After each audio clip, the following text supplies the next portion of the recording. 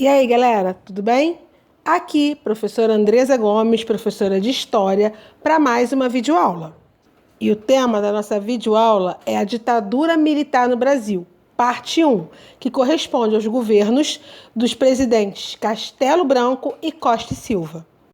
Preparados para conhecer o dia que durou 21 anos? Então, vem comigo!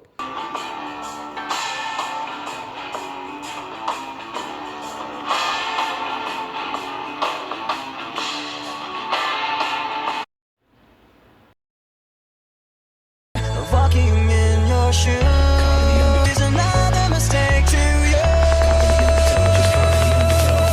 Life becomes so Se assuste, pessoa, se eu lhe disser que a vida é boa. O golpe no Brasil não contou apenas com a iniciativa militar. Setores da sociedade civil e partidos políticos também participaram da ação. Parte importante do empresariado brasileiro, da imprensa e da política, temia uma guinada à esquerda de Jango e rejeitavam as reformas de base. A classe média reagia negativamente à proximidade do presidente com os sindicatos e os movimentos sociais. A União Democrática Nacional, a UDN, adversária da política trabalhista de Getúlio Vargas e Jango, negociou nos quartéis os caminhos para a formação de um novo governo, enquanto setores conservadores da sociedade organizaram a famosa Marcha da Família com Deus pela Liberdade, para se manifestar contra as reformas de base. Fora do Brasil, o golpe também era tema de debates e negociações. Os representantes da diplomacia estadunidense no país, por exemplo, acompanharam o desenrolar da crise política, oferecendo suporte ideológico e político aos golpistas. Documentos oficiais da CIA e da Casa Branca revelaram que os Estados Unidos teriam começado a financiar campanhas contra o governo de João Goulart em 1962. É importante lembrar que o mundo vivia Guerra Fria e, naquele momento, os Estados Unidos temiam que o Brasil se aproximasse da União Soviética, como havia acontecido com Cuba. O golpe ocorreu na madrugada do dia 31 de março para o dia 1º de abril de 64, e não é mentira. Tropas militares partiram de Minas Gerais em direção à cidade do Rio de Janeiro para depor João Goulart. Em 2 de abril, com a presidência declarada vaga pelo Congresso Nacional, o presidente da Câmara, Ranieri Mazzilli, assumiu temporariamente o poder executivo do país. O presidente João Goulart acabou seguindo para o exílio no Uruguai. Muitos de seus partidários fizeram o mesmo. O governo brasileiro, assim, caía nas mãos dos militares.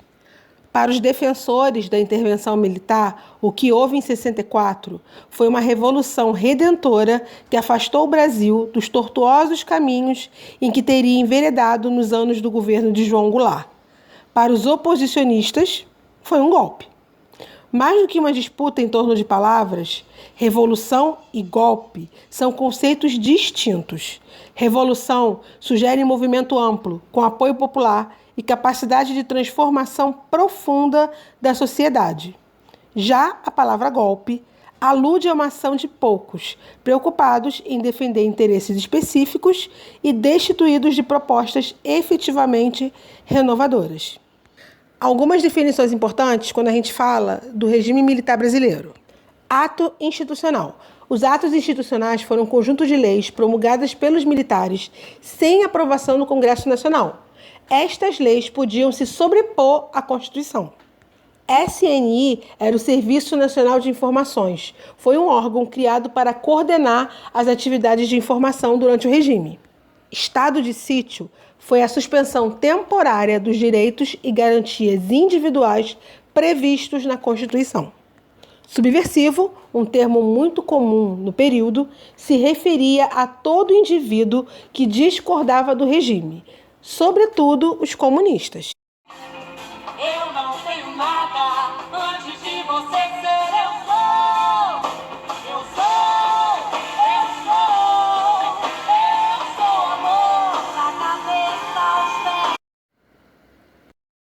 Governo Castelo Branco, de 1964 a 1967.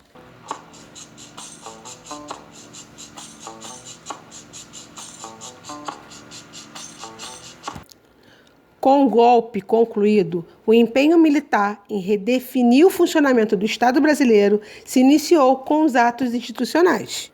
O primeiro, o AI-1, promulgado em 9 de abril de 64, deu ao presidente o poder de alterar a Constituição e determinar a cassação de mandatos eleitorais.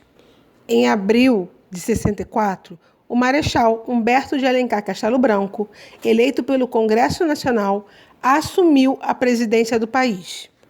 Como as eleições diretas que estavam previstas para 65 nunca foram realizadas, o mandato de Castelo Branco se estendeu até 1967. Alguns líderes civis que haviam apoiado o golpe e defendido o regime acreditavam que a presença militar à frente do Estado seria breve. Políticos como o tenista Carlos Lacerda supunham que os militares controlariam os movimentos sociais, afastariam as lideranças ligadas ao trabalhismo e, em seguida, retornariam aos quartéis, deixando o comando do país para os partidos conservadores. À medida que ficava claro que os militares tinham projetos próprios de poder e não seriam apenas instrumentos dos civis insatisfeitos com os rumos da política de João Goulart, vários defensores do golpe passaram para a oposição e tiveram o mandato político cassado. Durante o governo Castelo Branco foi criado o SNI, o Serviço Nacional de Informações, idealizado pelo próprio presidente.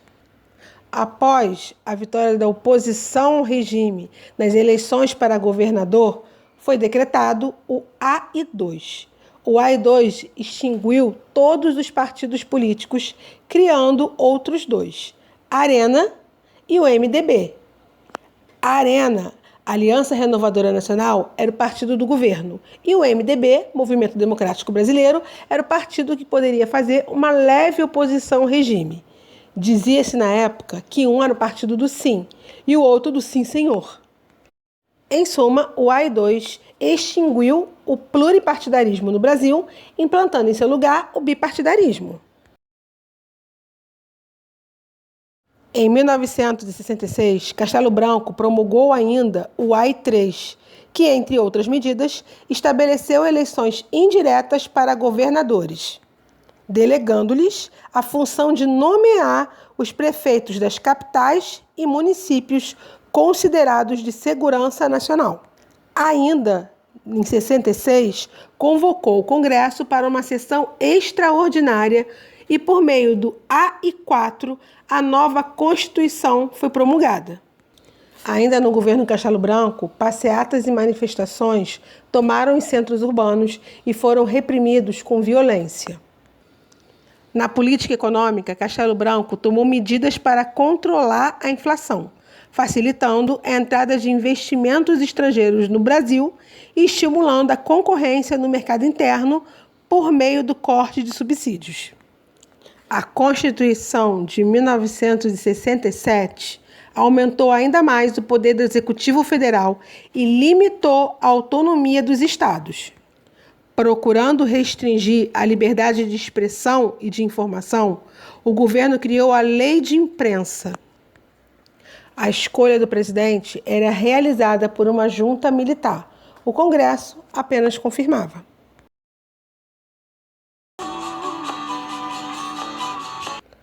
Governo Costa e Silva, de 1967 a 1969. Em março de 1967, Arthur da Costa e Silva, representante da chamada Linha Dura, isto é, grupo das Forças Armadas que defendia o endurecimento do regime, sucedeu a Castelo Branco na presidência da República.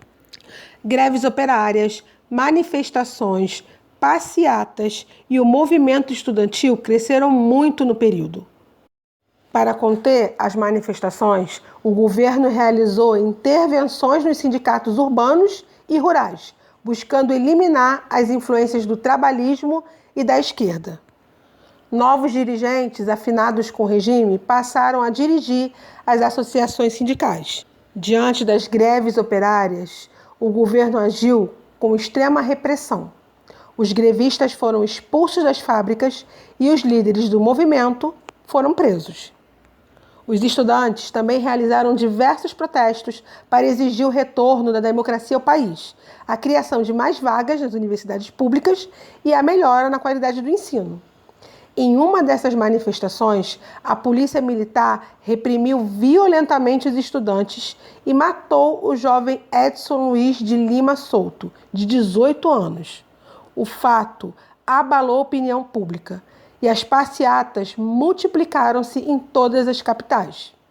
A mais conhecida delas, a passeata dos 100 mil, ocorrida no Rio de Janeiro, em junho de 1968, reuniu artistas, intelectuais, trabalhadores, parlamentares e religiosos, entre outros. Para agravar a situação, o deputado Márcio Moreira Alves, do MDB, convocou a população a boicotar as comemorações da independência do Brasil, no dia 7 de setembro. Os militares, indignados, alegaram que Moreira Alves havia abusado dos direitos individuais e políticos, praticando o atentado à ordem democrática. Temendo a ação do governo, o deputado decidiu exilar-se. Após o discurso do deputado, o governo endureceu e publicou o AI-5, considerado o mais arbitrário dos atos institucionais. O AI-5 dava ao general-presidente o poder de fechar o Congresso Nacional, cassar mandatos, suspender direitos políticos por 10 anos, demitir ou aposentar funcionários públicos e juízes, decretar estado de sítio, entre outras coisas. As manifestações públicas e o movimento estudantil não tinham mais lugar no Brasil do AI-5. A voz das ruas foi silenciada e o espaço institucional de resistência ao regime praticamente deixou de existir. Políticos do MDB, como o paulista Ulisses Guimarães e o mineiro Tancredo Neves, tentaram contestar algumas medidas do governo, mas tiveram pouco sucesso. Outros preferiram buscar o exílio ou agir na clandestinidade. Diversos grupos recorreram à guerrilha, isto é, à luta armada, nas cidades e no campo, como forma de combater o regime. Entre as principais guerrilhas estavam a Ação Libertadora Nacional, comandada por Carlos Marighella, e a Vanguarda Popular Revolucionária, liderada por Carlos Lamarca. A repressão política, no entanto, era cada vez mais severa. O Departamento de Ordem Política e Social, o famoso DOPS, ligado ao exército e financiada por empresários, recorriam amplamente à tortura de prisioneiros políticos para obter informações e realizar capturas. O governo, então, baixou mais 2 atos institucionais. Um dava o direito de expulsar subversivos do país e o outro introduzia a pena de morte para envolvidos na guerrilha. E aqui terminamos mais uma videoaula. Tenham todos uma ótima semana, fiquem todos com Deus, um beijo no coração de vocês e até a próxima aula. Tchau!